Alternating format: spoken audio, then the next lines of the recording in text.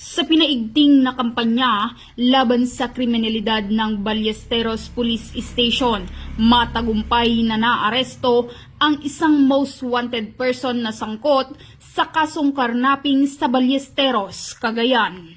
Kinilala ang suspect na si alias Donnie, 32 taong gulang, walang asawa, isang laborer at residente ng Ballesteros, Cagayan. Pinangunahan ng Ballesteros Police Station sa pamumuno ni Police Captain Jim Palatao, Hepe katuwang ang 203rd Regional Mobile Force Battalion, 2nd Provincial Mobile Force Company, Provincial Intelligence Team, Cagayan North Regional Intelligence Unit 2, Provincial Intelligence Unit, Drug Enforcement Unit at Cagayan Provincial Highway Patrol Group.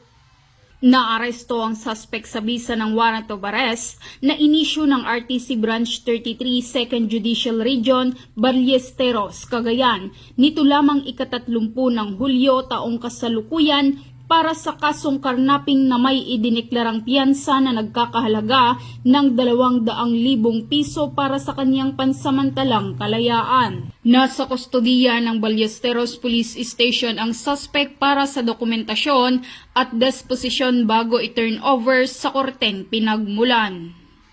Samantala, ang pagkaaresto ng suspect ay patunay ng tagumpay ng PNP Cagayan sa kanilang kampanya kontra kriminalidad at pagpapanatili ng kapayapaan dahil dito sa bagong Pilipinas ang gusto ng pulis, ligtas ka.